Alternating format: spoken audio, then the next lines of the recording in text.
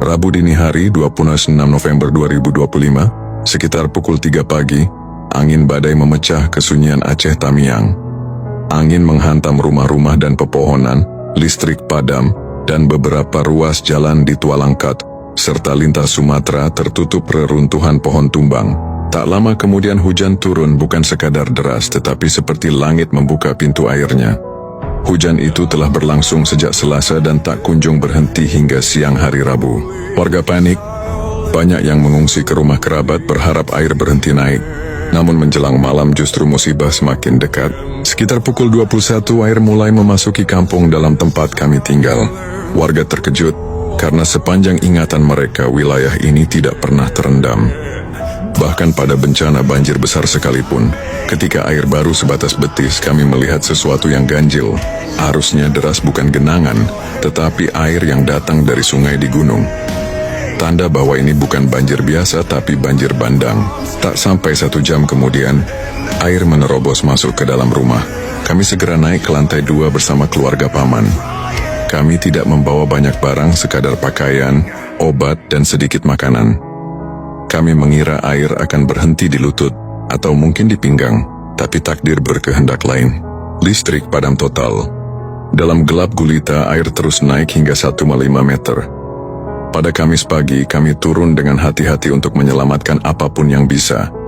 Sedikit makanan, kompor, gas kecil, sesuatu untuk bertahan hidup.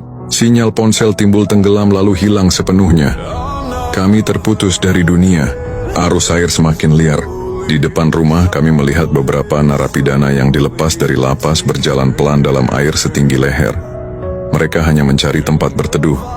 Banyak rumah menolak karena stigma, padahal mereka juga manusia, hamba Allah yang sedang diuji. Namun masih ada hati baik. Beberapa toko yang memiliki lantai 2 menerima mereka. Sekitar pukul 10 pagi kami menyaksikan rumah-rumah dihantam arus seperti mainan kertas. Alfamart di depan rumah kami roboh, dinding belakangnya jebol, dan seluruh isi tokonya hanyut terbawa air. Makanan itu tersangkut di pagar dan atap rumah warga. Seakan Allah mengirimkan rezeki dari arah yang tak disangka.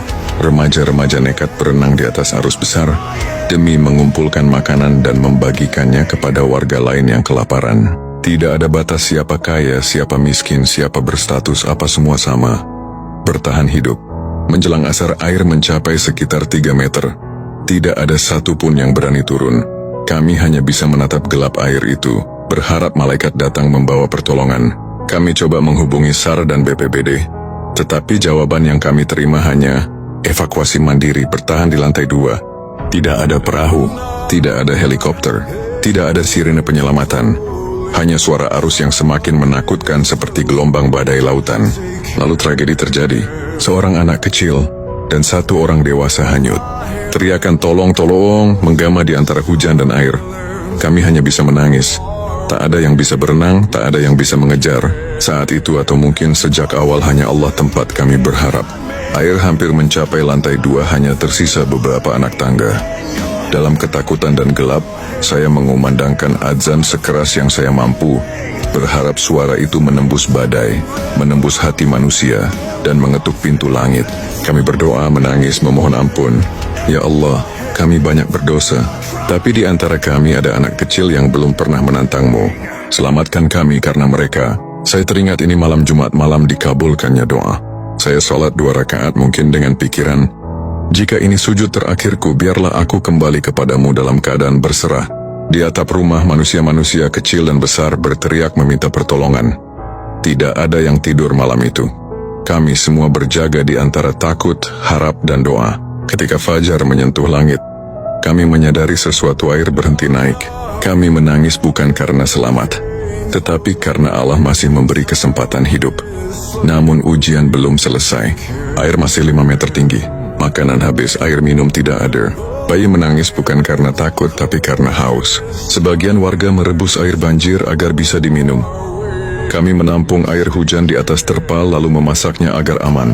Di tengah semua itu datang kejutan.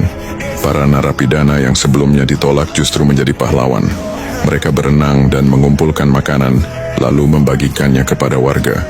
Di saat dunia menilai mereka hina, Allah menunjukkan siapa yang memiliki kemuliaan hati. Air baru benar-benar surut perlahan mulai Jumat hingga Ahad pagi, 30 November 2025. Begitu air menyisakan tanah, orang-orang turun mencari makanan, pakaian, gas, apa saja yang tersisa dari rumah yang porak-poranda. Kami saling bertemu, saling bertanya, "Kamu selamat? Keluargamu bagaimana?" Banyak dari kami menangis bukan karena kehilangan rumah atau harta, tetapi karena masih diberikan nyawa untuk bersujud kepada Allah. Dari Minggu hingga Rabu kami bertahan, membersihkan